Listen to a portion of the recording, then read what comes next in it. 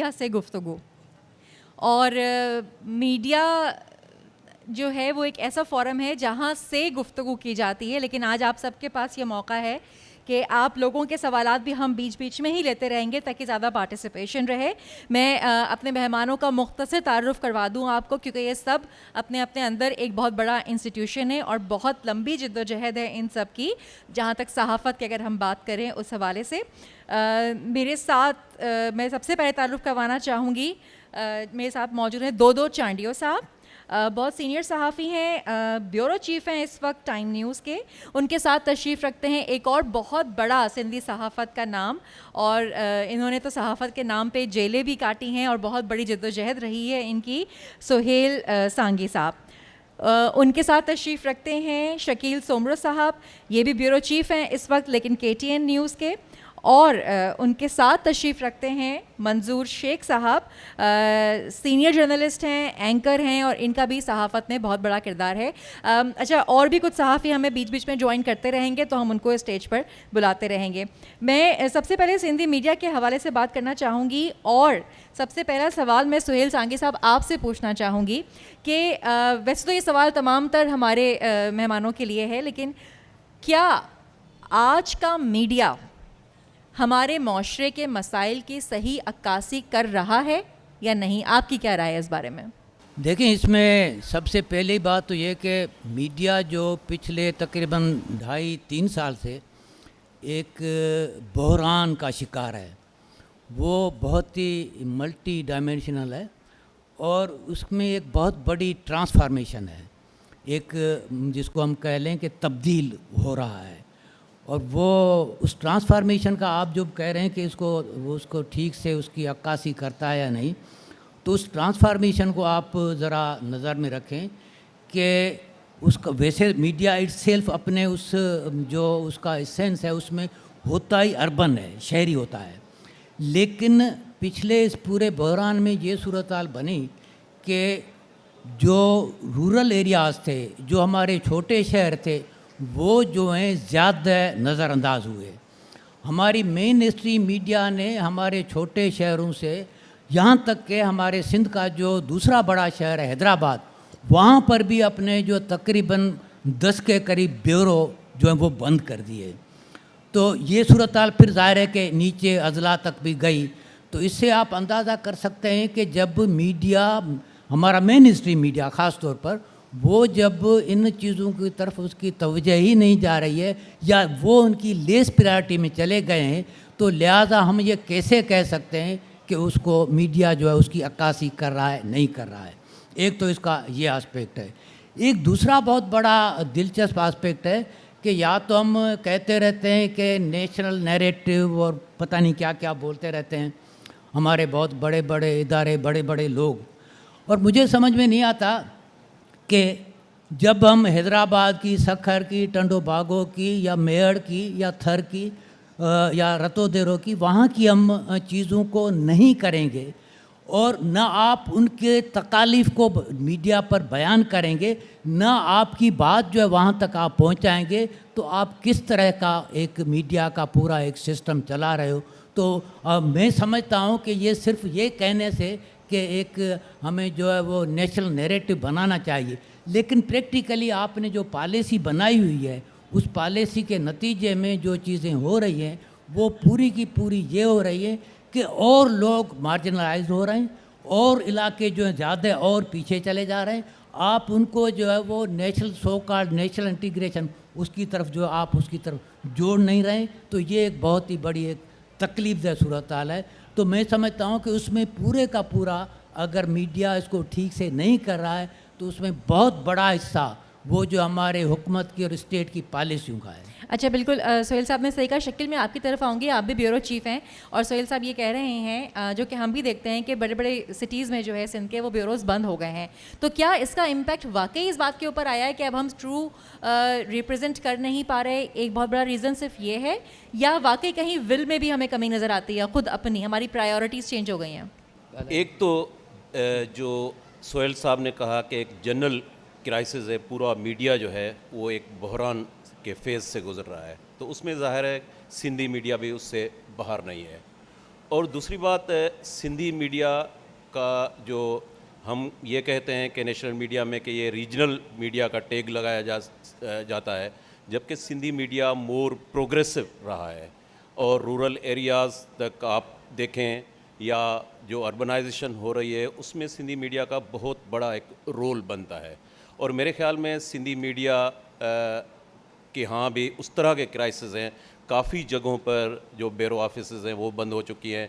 जिस तरह national media में डाउन साइजिंग है, इसी तरह सिंधी मीडिया में भी सेम इस तरह का हो रहा है। लेकिन फिर भी जो ट्रांसफॉर्मेशन है, हम प्रिंट मीडिया से फिर टीवी जर्नलिज्म में आए और अब जब डिजिटल मीडिया का दौर है तो डिजिटल मीडिया का सोशल मीडिया का एक बड़ा फ़्लो है।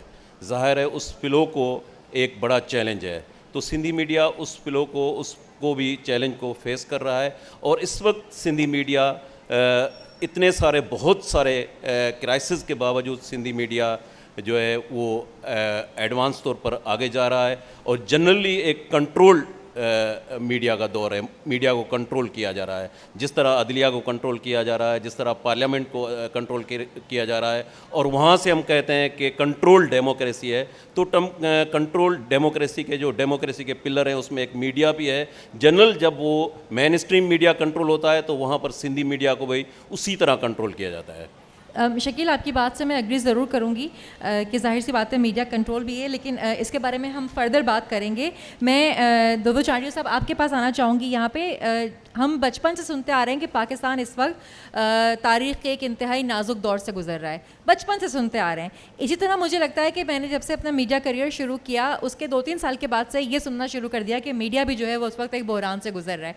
तो आपका क्या ख्याल है, आप कब से सुनते आ रहे हैं कि मीडिया बहरान से गुजर रहा है? क्या वाकई हम उस बहरान से गुजर रहे हैं, या हम क्योंकि जो हमारा कोर काम है लोगों के मसाइल को सामने लेकर आना, हम वो नहीं कर रहे इसलिए हम बहरान का शिकार हो गए? मैं समझता हूँ कि मीडिया की वो हालत है जो पाकिस्तान में बाकी इदारों की है। जितनी हमारी अदलिया आज़ाद है, जितनी हमारे पाकिस्तान में जमहूरियत है, डेमोक्रेसी है, ह्यूमन राइट्स हैं, करप्शन है, उस हिसाब के उसके असरात मीडिया पे भी हैं। और सूरत हाल जिस तरह आपने कहा, सूरत हाल ज़िया के दौर में भी वही थी कि आके खबर छीनी जाती थी कि ये बेस्ट खबर है, इधर से निकालो, इधर कोई दूसरी स्टोरी छाप दो। अभी MCR में PCR में आप खुद न्यूज़ कास्टर रही हैं, मैं खुद इसको हैंडल कर चुका हूँ, तो कहाँ से फ़ोन आ जाती हैं कि आप ये डब्बा नहीं घुमाओ, अभी इस तरफ ये डब्बा घूमेगा। एक बन के आ जाता है, न्यूज़ कास्टर को बोलना पड़ता है कि ये नहीं बोलना था कि 16 रुपये पेट्रोल बढ़ गया, मगर हमारी न्यूज़ कास्टर को अंदर से ये मैसेज आता है कि आप कह दो कि वज़ीर-ए-आज़म ने इतना एहसान कर दिया कि 16 रुपये की समरी थी वो 25 रुपये समरी थी, 16 रुपये बढ़ा दिए। और उस दौर में प्रिंट मीडिया थी, ज़िया के दौर में जिसमें सोहेल साहब आ रहे कह रहे हैं, तो उस दौर में एक अखबार की टीवी अखबार का एडिटोरियल पेज पढ़ के इंसान समझ जाता था कि हमारे इदारे की एडिटोरियल पॉलिसी क्या है। अब इस दौर में हम ये नहीं समझ सकते कि इदारे की एडिटोरियल पॉलिसी क्या है। गाँव में छोटे वाई पांदी में, जोई में, बठोरे दड़े में लोग 2 चैनल लगाते हैं, समझ जाते हैं कि ये चैनल वज़ीर-ए-आज़म की हिमायत कर रहा है और ये चैनल अभी वज़ीर-ए-आज़म को गिराने वाला है, ये वज़ीर-ए-आज़म को बचाने वाला है। सारी मीडिया की ये पोजीशन है। ज़्यादा कंट्रोल हुई है, पहले शुरू से इन्होंने आज़ाद तो किसी इदारे को नहीं छोड़ा, जिनके पास अख्तियार हैं, मैं उनकी बात कर रहा हूँ। उन्होंने कभी सियासत को भी आज़ाद नहीं छोड़ा, अदब को, लिटरेचर को, सबको, इस तरह मीडिया को भी उन्होंने कंट्रोल किया। व्हाट्सएप ग्रुप बने हुए हैं, उसमें वॉइस मैसेज छोड़ते हैं कि वहाँ से आपकी जो DSND है ये मूव करा दो, ये जो चीज़ है हेडलाइन में चल रही है इसको आप हटा दो, इस तरफ ये चला दो। चाइनीज़ काउंसिल खाने में हमला होता है तो फौरी तौर वॉइस मैसेज आता है। ये नहीं, इतना नहीं कहा जाता कि ये कल पब्लिक भी हो सकता है, कल ये सोशल मीडिया भी आ सकता है। उनको पता है ये नहीं करेंगे, हम नहीं करते, हम सुन लेते हैं। तो वो कहते हैं कि कह दो कि चाइनीज़ काउंसिल खाने में हमला नहीं हुआ है। तो इतनी मीडिया आज़ाद है, इतनी मीडिया आज़ाद है कि हम सब चीज़ें देखते हैं मगर हम चला नहीं सकते, छाप नहीं सकते। हमें पता है कहाँ से मैसेज आ जाता है, किस तरह आ जाता है, और कोई जो है वो मीडिया के इदारों के अंदर सिक्योरिटी नहीं है। हमारी सारी यूनियनें जो हैं वो अब 10 जो है वो ग्रुप्स में बनी हुई हैं। पाकिस्तान फेडरल यूनियन जो है वो उसके 3 ग्रुप हो चुके हैं। कराची यूनियन ऑफ जर्नलिस्ट के अभी तो 5वां ग्रुप जो है वो बन चुका है। हर शहर में 5 प्रेस क्लब हमारे बने हुए हैं। तो जब तक ये जो चीज़ है, सब चीज़ें हुए हैं वो कनेक्ट, जो मैंने कहा कि कनेक्ट है, पॉलिटिकल पार्टीज़ हमारी कोई उसको सपोर्ट नहीं करते। अदलिया में आप जाओ, अदलिया आपको कहाँ कहेगी कि आप इस चैनल को कर दो। परवेज़ मुशर्रफ के दौर में जो सूरत हाल हुई थी हमारे साथ, इधर हुआ था प्रेस क्लब के सामने, हम 150 लोगों को पकड़ के ले गए, सारे बंद कर दिया कि आप मुजाहरा करने वाले हैं। कोई रिलीफ जब तक इदारों की तरफ नहीं है तो मीडिया इस तरह हैंडल करेगी। मंजूर शेख साहब, मैं आपके पास आना चाहूँगी। और जिस तरह से दो चांडीवानी साहब ने कहा कि एंकर्स जो हैं वो इस चीज़ का सामना करते हैं, मैं न्यूज़ प्रोड्यूसर भी रही हूँ और मुझे अंदाज़ा था, क्योंकि आखिरी दौर में, अब तो खैर मैं नहीं करती, लेकिन जब मैं न्यूज़ प्रोडक्शन करती थी तो लास्ट में ये मैसेजेस न्यूज़ प्रोड्यूसर्स के पास आते थे और बड़ा स्ट्रॉन्ग स्टैंड लिया करते थे इस चीज़ के ऊपर कि ये खबर बहुत इंपॉर्टेंट है, इसको ऐसे ही जाना चाहिए। एक लफ्ज़ के ऊपर हमारी बहस होती थी। लेकिन मंजूर शेख साहब, मैं आपके पास भी वही पहला सवाल लेकर आऊँगी कि ये सब कंट्रोल की जो हम बातें कर रहे हैं, इस पे तो हम अभी डिटेल में बात करेंगे, लेकिन बहुत बेसिक काम है न्यूज़ का कि आवाम के मसाइल सामने लेकर आए। जिस आवाम से हमें रेटिंग मिलती है, जिस आवाम के लिए हम खबर देते हैं, हम उसी के मसाइल सामने नहीं लाते। तो जो बहरान का शिकार मीडिया हुआ है या जो बाकी हम पे कदगन लगी है, क्या इसमें हमारा अपना भी कोई कसूर है कि हम असल मसाइल भूल कर आई थिंक कि बहुत सी सियासी जमातों की सपोर्ट में या उनको प्रोपोगेट करने में लग गए थे? मेरे ख्याल में 2-3 चीज़ें हैं। आपके सवाल का जवाब से पहले मैं ज़रूर बात करूं। आपका पहला ये सवाल ये था कि क्या मीडिया सोसाइटी की अक्कासी करता है कि नहीं, सोसाइटी को रिफ्लेक्ट करता है कि नहीं। ये बिल्कुल इसी तरह है कि आप आईने के सामने खड़े हो जाएं, आईना जितनी अच्छी क्वालिटी का होगा, आप अपना रिफ्लेक्शन, अपनी तस्वीर उतना अच्छे तरीके से देख सकेंगे। जस्ट थिंक अबाउट इट कि अगर उसी आईने पे कोई गड़बड़ की गई है और उसके कुछ एरियाज़ जो है वो ठीक नहीं है, तो आपका जो अक्स है उसके कुछ हिस्से तो बहुत क्लियर नज़र आएंगे, लेकिन कुछ हिस्से ब्लर्ड होंगे। ये चीज़ ज़हन में ज़रूर रखनी चाहिए कि मीडिया भी सोसाइटी के अंदर जो इंस्टीट्यूशंस हैं उनमें से एक इंस्टीट्यूशन है। सोसाइटी के अंदर कोई भी बिगाड़ जो है, जहाँ पे दूसरे इंस्टीट्यूशंस दूसरी चीज़ों को अफेक्ट करेगी, उसी तरह मीडिया को भी अफेक्ट करेगी। तो इस वक्त मीडिया सोसाइटी की अक्कासी ज़रूर कर रहा है, पर वो बड़े पैमाने पे ब्लर्ड है। जो ग्राउंड सिचुएशन है न सिर्फ इस प्रोविंस में बल्कि पूरे पाकिस्तान में, वो पिक्चर मीडिया पे बड़े पैमाने पे ब्लर्ड है, फैब्रिकेटेड है, मैन्युफैक्चर्ड है, इंजीनियर्ड है। इसमें दो राय नहीं है। उसकी वजह ये है कि हमारी सोसाइटी, जिसमें पॉलिटिक्स एक अनब्रेकेबल पार्ट होता है, उसमें इतनी बड़ी गड़बड़ की गई है पाकिस्तान के अंदर कि अब मीडिया में आपको जो पिक्चर नज़र आती है वो बड़े पैमाने पे ब्लर्ड आती है। न सिर्फ पॉलिटिक्स है बल्कि हमारे प्रोविंस में, सिंध में कितनी पॉवर्टी है, कौन से डिस्ट्रिक्ट्स जो है वो डेवलपमेंट इंडेक्स पे ऊपर नीचे हैं, जो वाक़या होता है, इवन छोटा एक्सीडेंट का वाक़या होता है वो भी ब्लर्ड होता है। 4 अखबारों की, 4 टीवी की रिपोर्ट्स आप देखें कि जी नेशनल हाईवे पे एक एक्सीडेंट हुआ, वो चारों रिपोर्ट्स, उनके चारों डिटेल्स, उनके बहुत सारे डायनामिक्स डिफरेंट होते हैं, क्योंकि इंटरेस्ट वहाँ पे इन्वॉल्व होता है।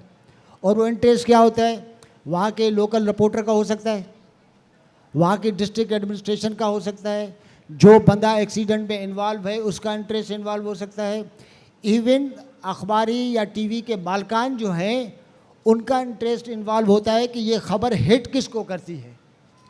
तो मेरा ख्याल ये है कि बड़े पैमाने पे ब्लर्ड है और मजबूती तौर पे मीडिया के 2 बड़ी रिस्पॉन्सिबिलिटीज़ है। एक तो जो सोसाइटी में हो रहा है वो आप रिपोर्ट करो, रिपोर्ट भी ऑब्जेक्टिवली, प्लस आपका एक एनालिटिकल साइड होता है जिसमें आप बताते हैं कि जी ये चीज़ गलत हो रही है, ये आप ठीक करें। ये आप तब तक नहीं कर सकते जब तक सहाफ़ी इंडिपेंडेंट नहीं होता। एक छोटा सा एक मिसाल दूँ, मुझे किसी ने बताया कि इंडिया में कोई बंदा, कोई अवार्ड्स की तकरीब की थी किसी अखबार की, उसमें एडिटर और उस वक्त का प्राइम मिनिस्टर इकट्ठे बैठे थे। प्राइम मिनिस्टर ने प्रोग्राम से पहले गुफ्तगू में ऐसे ही गपशप में कहा कि यार आपका फलां रिपोर्टर तो बड़ा ज़बरदस्त काम कर रहा है। प्रोग्राम ख़त्म हो गया, जैसे एडिटर अपने रूम में गया, उससे उस रिपोर्टर को जाके टर्मिनेट कर दिया। उससे बोला यार एडिटर साहब इसमें मेरा क्या कसूर है। उससे तारीफ़ की, मेरे ऊपर कोई चार्ज है तो मुझे बताएं। उससे बोला कि अगर जो रिपोर्टर है जो रिपोर्ट करता है हुकूमत उसकी तारीफ़ कर रही है, इट मीन्स कि आप ऑब्जेक्टिवली काम ही नहीं कर रहे। रिपोर्टर का काम ही ये है कि आप जो है वो कीड़े निकालो और वो चीज़ें निकालो जो हुकूमत को चेंज करनी है। You just think about it, ठीक है। That's why we are blood. इसमें एक चीज़, यानी आपके उर्दू चैनल आप देखो तो उसकी दूसरी होगी। अकबर बुगटी का वाक़या था तो मैं डेरा बुगटी में रिपोर्ट करा था कि अकबर बुगटी को शहीद किया गया। वहाँ का जियो न्यूज़ का रिपोर्टर कह रहा था कि दहशतगर्द मारा गया। मीडिया इस तरह रिपोर्ट करती है कि लालू खेत में अगर पानी नहीं है तो डब्बे घूमते हैं, अगर किंजर झील पूरी गंदी हो जाए तो उर्दू मीडिया की वो नहीं है। तो सिंधी मीडिया, बलोच मीडिया, जिसको हम नेशनल मीडिया कहते हैं, जो शकील ने शुरू कहा था, वो कहते हैं नेशनल मीडिया हम हैं। हम कहते हैं नहीं, नेशनल मीडिया जो सिंधी में है, जो बलोची में है, जो पश्तो में है, पंजाबी में है, सराइकी में, वो नेशनल मीडिया है। तो उसका अवाम के तरफ अपना जो रवैया है रुझाव है। वो दूसरा है, झुकाव है। झुकाव, आप कावश पढ़ो, आप पेंज अखबार पढ़ो, time news, KTN Sindh TV देखो, आप बल खैबर देखो, आप विश्व देखो, उनके एंकर का सवाल पूछने का लहजा, उनके एंकर की बॉडी लैंग्वेज, उनके एंकर का जो सोच होगी, यानी वो दूसरी होगी। आपका उर्दू चैनल बोलेगा कि मुराद अली शाह जो है वो इंटीरियर सिंध से आगे कराची मेरा में सिंधी बना चैनल्स है, भी मेरे मगर हैं। सिंधी ये नहीं पूछेगा कि वाना वजीर साहब का बंदा भी इधर MPA बन के बैठा हुआ है। नहीं, ये आप फर्क सही कह थोड़ा रहे सा हैं। है। और आप कह रहे हैं आपका उर्दू मीडिया, लेकिन मेरा सिंधी मीडिया भी मेरा अपना है। और हम ये एक बहुत बड़ी डिबेट है कि मेन स्ट्रीम मीडिया हम किसको कहते हैं। हर वो सहाफ़ी, हर वो इदारा जो कि आवाम के लिए काम कर रहा है, वो मेन स्ट्रीम है।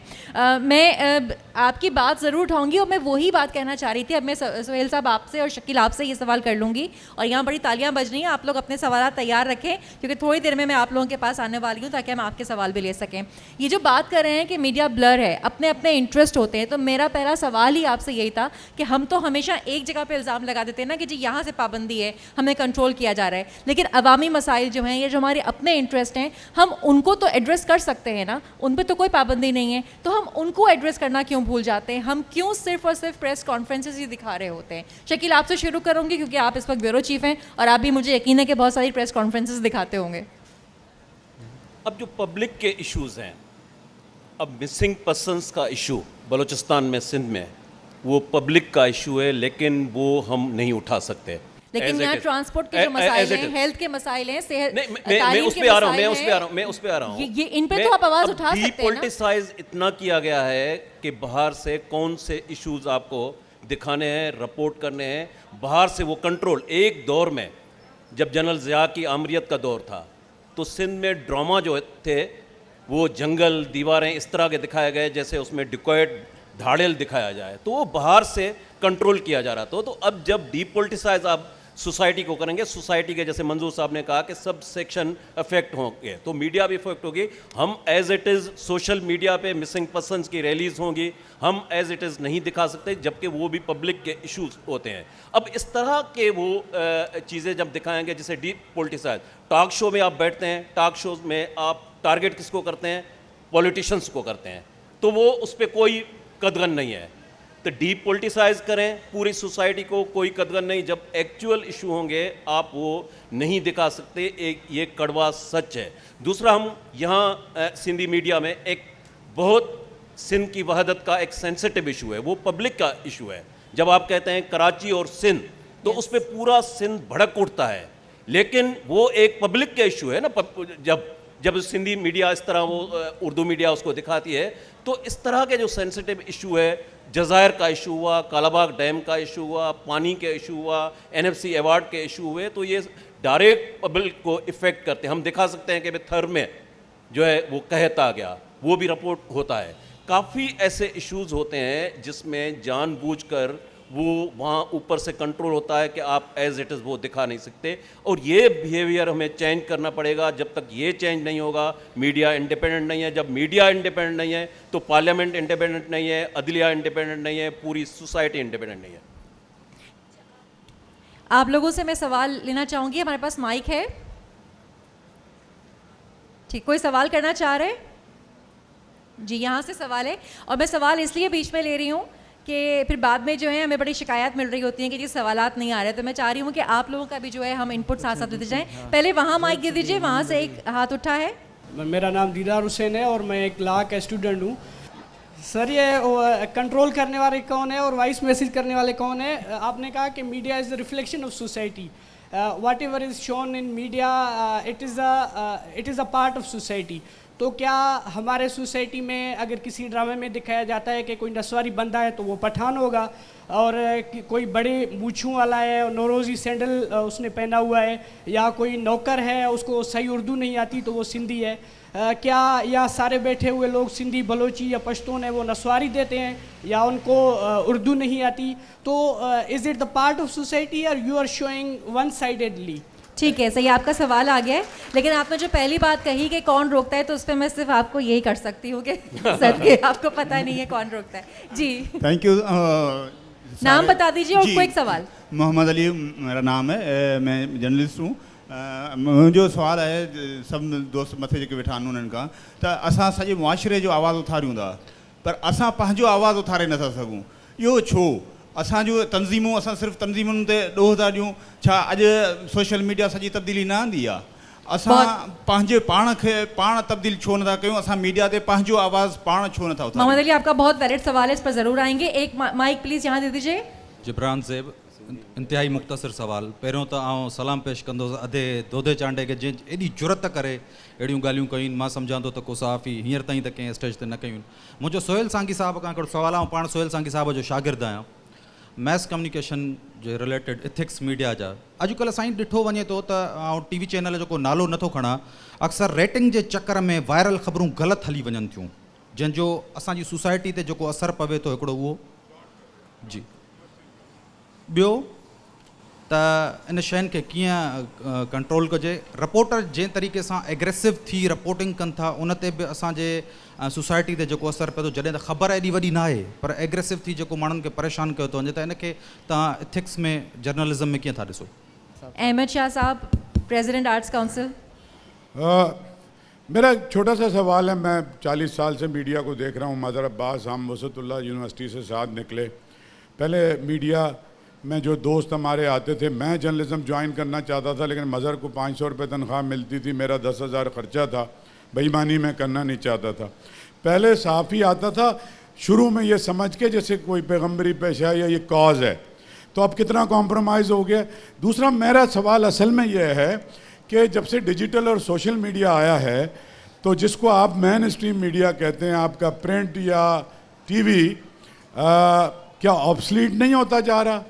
या आपकी जो पॉलिसीज़ हैं, आपकी नहीं आपके मालिकान की, उसकी वजह से सोसाइटी का आप पर से, यानी आप पर से नहीं आपके अदारों पर से ट्रस्ट ख़त्म हो गया है और उसको लगता है कि जो पैरेलल पॉइंट ऑफ व्यू जो उसके ज़्यादा करीब है उस आम आदमी के, क्योंकि वो ज़्यादा वहाँ हाईलाइट हो रहा होता है. शुक्रिया.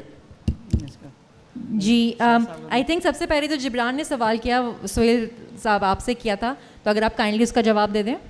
देखें, पहली बात तो ये कि जब आप बात करते हैं इथिक्स की, तो इथिक्स कोई एब्सोल्यूट टर्म नहीं है. मेरा ख्याल में जैसे मैंने बात की कि ये पूरा हम एक फेस कर रहे हैं क्राइसिस को, ट्रांसफॉर्मेशन को.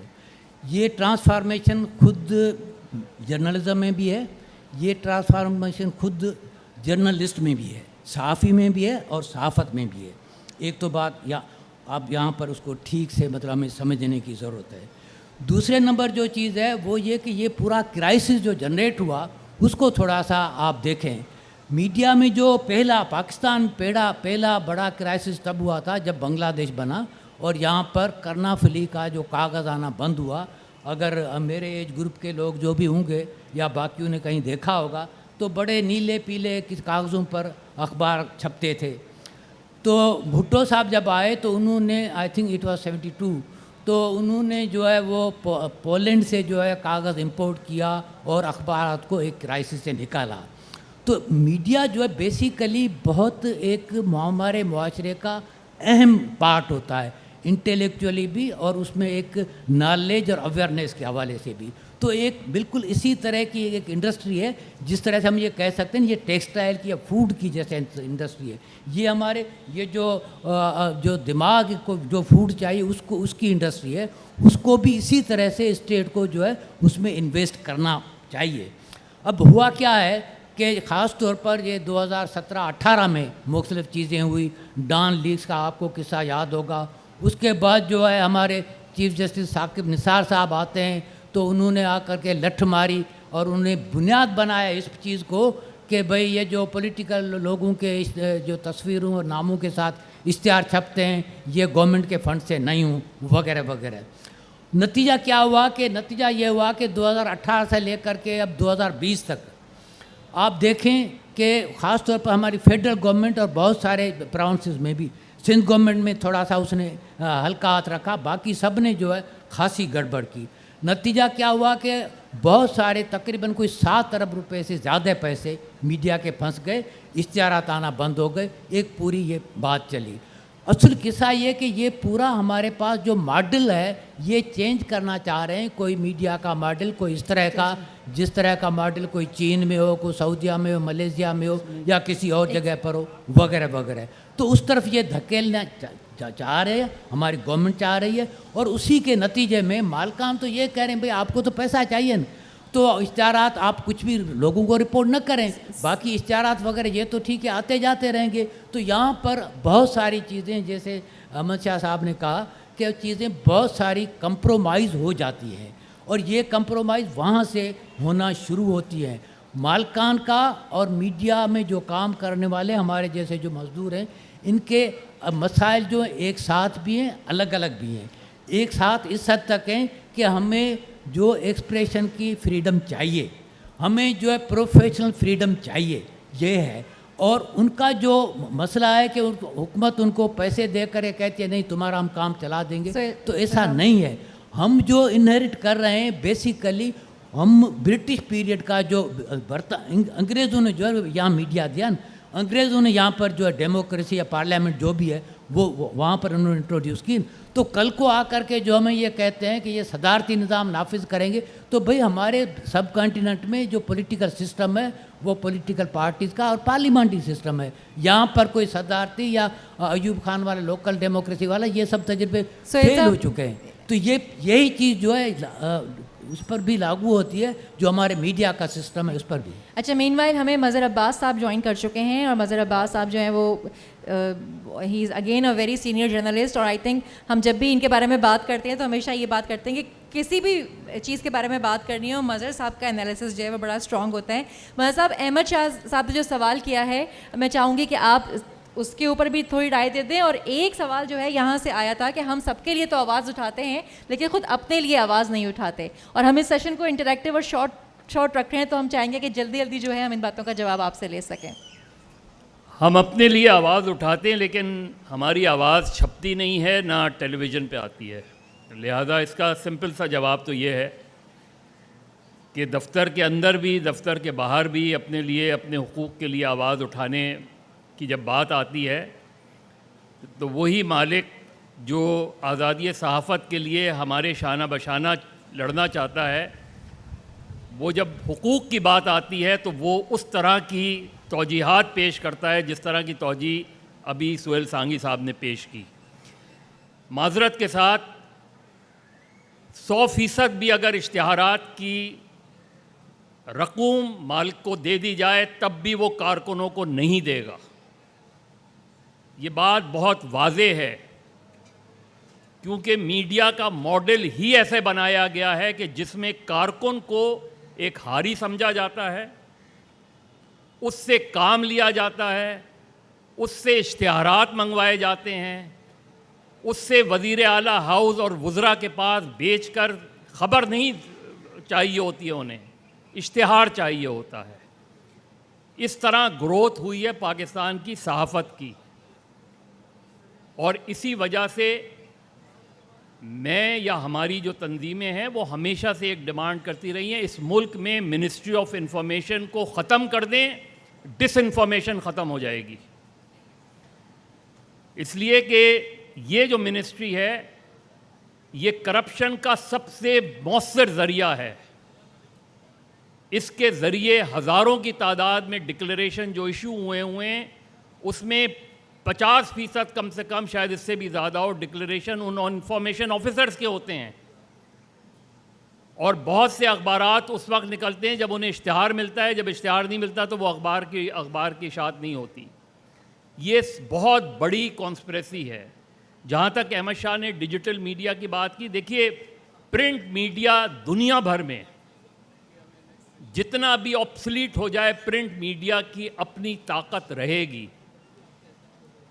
क्योंकि टेलीविज़न में भी जो डिस्कशन होते हैं उसमें कोट प्रिंट मीडिया की ख़बरों को किया जाता है, उनके तज्ज़ियों को किया जाता है, उसको डिस्कशन का हिस्सा बनाया जाता है। और उसकी एक बड़ी बुनियादी वजह है कि प्रिंट के पास वक्त होता है चीज़ों को इन्वेस्टिगेट करने का, ख़बरों की तस्दीक करने का।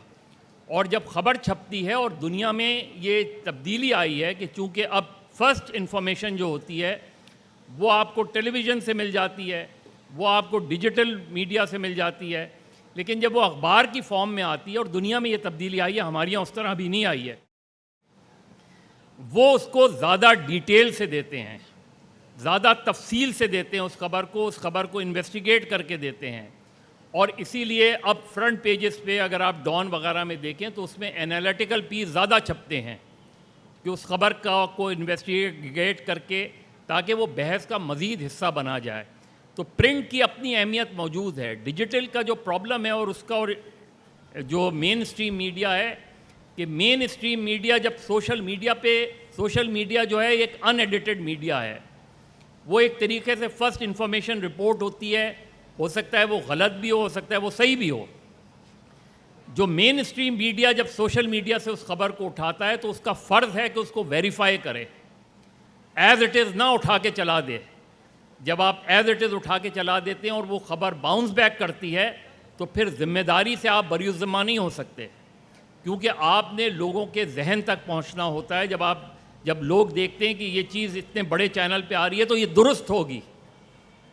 तो मेरा ख्याल है कि ज़्यादा रिस्पॉन्सिबिलिटी जो है वो मेन स्ट्रीम मीडिया को अदा करने की है, कि main stream media social media के पे चलने वाली वीडियोस हों, ऑडियो हों, बयानात हों, उसकी तस्दीक ज़रूर करे।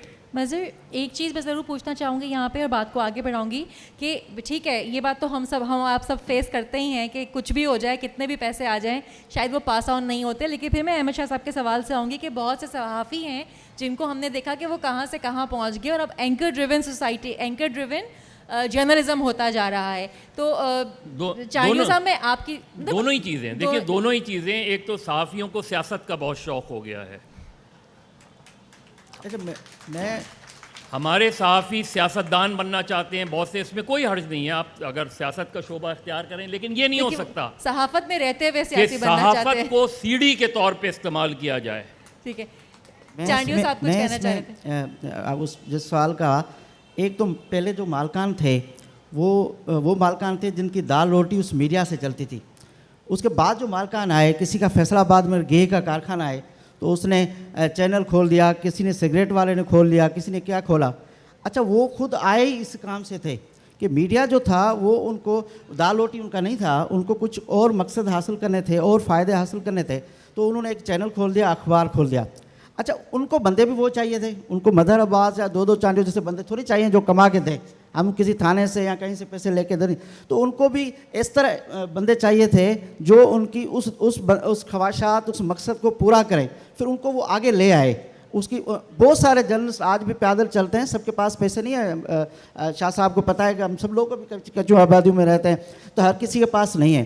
पास हैं, जिनके पास हैं ये वहाँ से आए। दूसरा जो करप्शन थी वो करप्शन सहाफ़ियों में भी आई, सियासतदानों ने उनको क्या, फौजियों ने उनको किया, दूसरे इदारों ने उनको करप्ट किया, और वो करप्शन आगे तक गई। अब और जो फील्ड में जर्नलिस्ट था, जो रिपोर्टर फील्ड में है, जो बम धमाके को देखता है, जो थर में कहत को देखता है, जो कहीं औरत कारी होकर कत्ल होती है उस वाक़े को रिपोर्ट करता है, या कोई और चीज़ करता है, वो उसके अलावा उसका मेहनत नज़र नहीं आती। वो जो शाम को टाई पहन के आके एंकर बैठ जाता है और कहीं से सवाल लेके आता है, असाइनमेंट लेके आता है, वो शाम को होता है, डिस्कसेट होता है, और सियासतदान शाम को उनके साथ बैठते हैं, उनके साथ मिलते हैं, और हमारे रिपोर्टर खबर की तस्दीक के लिए फील्ड में खड़े होकर सारा दिन फ़ोन करते रहते हैं, हमारे फ़ोन तक नहीं उठाते। तो ये चीज़ है। अच्छा, मंजूर शेख और शकील, मैं आपके पास एक सवाल लेकर आना चाह रही हूँ कि बात हुई कि मीडिया जो है वो डेमोक्रेसी को प्रमोट करता है, उसको सपोर्ट करता है, उसका एजेंडा ही डेमोक्रेसी है। लेकिन अब हम देखते हैं, अभी हमारी डिस्कशन भी हो रही थी ऊपर, तो हम ये देखते हैं कि मीडिया हाउसेस जो हैं वो पॉलिटिकल पार्टीज़ में डिवाइड हुए हुए हैं कि इस चैनल को आप देखेंगे तो ये इस पॉलिटिकल पार्टी,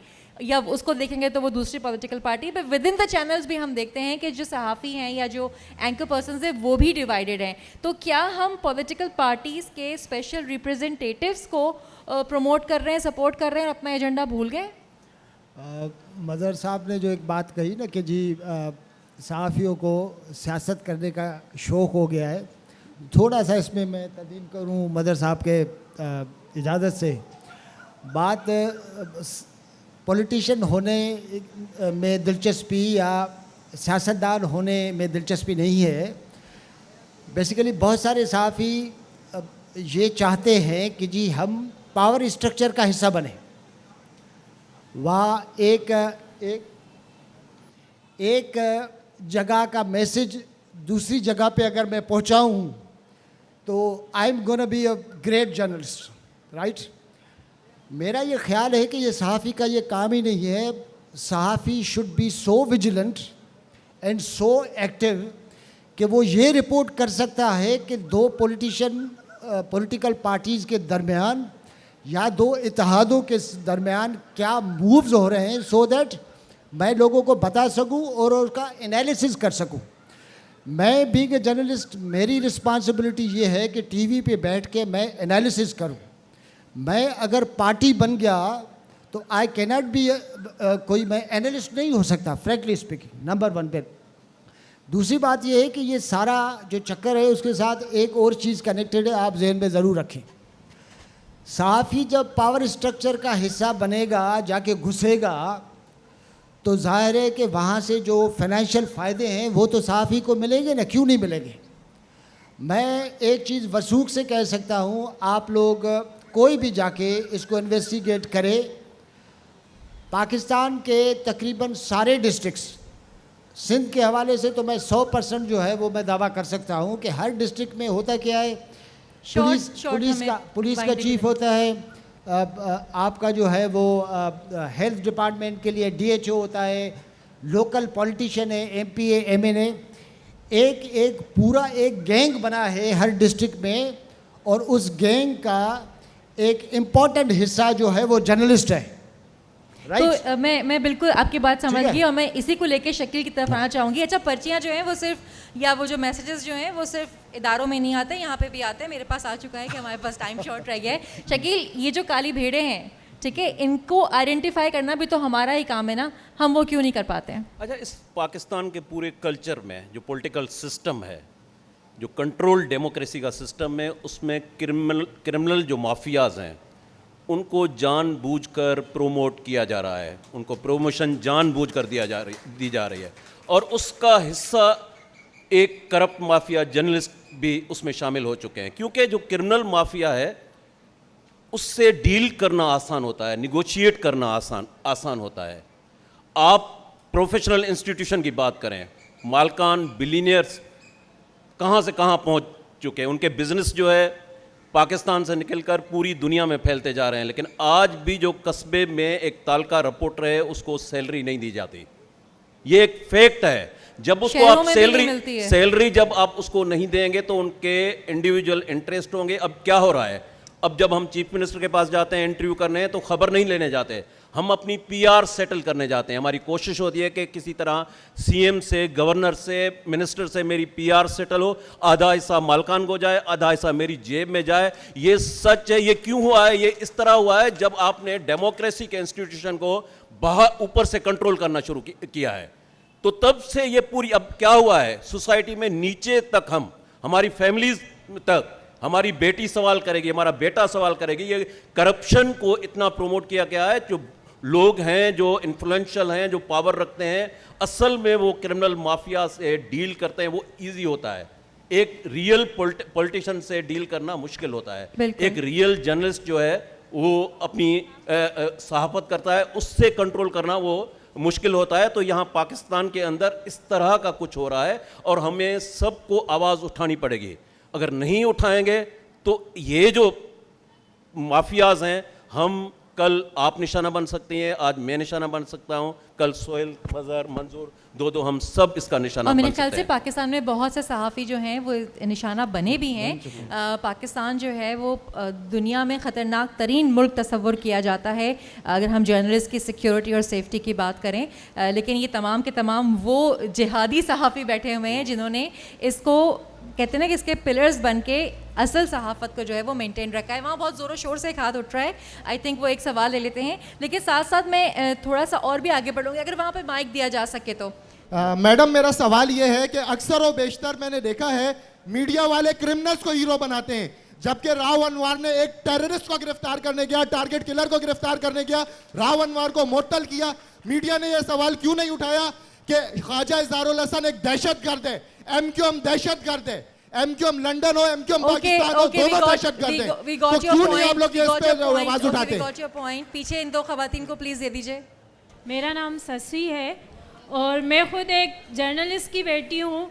मेरा सवाल ये है कि एक तरफ तो ये है कि सब ने ये चीज़ डिस्कस की है कि वर्कर्स को पेमेंट नहीं दी जाती, दूसरी तरफ हम ये देखते हैं कि 2-2 सफ़े 3-3 सफ़े इश्तिहारात के छपते हैं, कहा जाता है कि पैसे हमें नहीं मिल रहे। दूसरी तरफ ये हो रहा है कि आपका जो एडिटिंग का इदारा है उसको ख़त्म किया जा रहा है। जब व्यूअर और एडिटर का रिश्ता ही नहीं रहा तो जाहिर सी बात है एक कस्टमर और उसका ही रिश्ता रहेगा ना, बिजनेसमैन का। तो आप इस पर भी तो करें कि आपका इदारा कम बनेगा। ठीक है मज़हर साहब, मैं चाहूँगी कि आप इन दोनों सवालों का जवाब दे दें। राव अनवर को एक्सपोज किसने किया? ये जो महसूद का केस था उसमें सबसे ज़्यादा एज ए क्रिमिनल जो है, और ये जितना राव अनवर हो जाएं, चौधरी असलम हो जाएं, ये सारे लोग जो हैं इनको अगर किसी मीडिया के किसी हलके ने सपोर्ट किया तो एक हलके ने उनको एक्सपोज भी किया। तो अब ये व्यूअर और रीडर के ऊपर है कि वो किस हलके को क्या समझते हैं। तो ये जितने लोग हैं, और आज भी उसके हवाले से आप पुराने हेरल्ड उठा लें, पुराने मैगज़ीन्स उठा लें, पुराने अखबारात उठा लें, तो अगर किसी ने सपोर्ट किया तो किसी ने उनको एक्सपोज भी किया।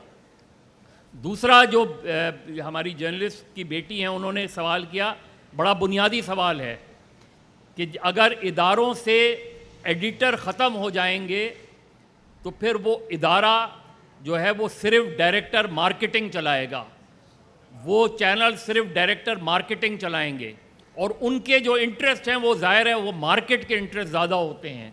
ओनर जो है, मालिक जो है वो खुद एडिटर बन के बैठ जाता है, मालिक का इंटरेस्ट बढ़ जाता है।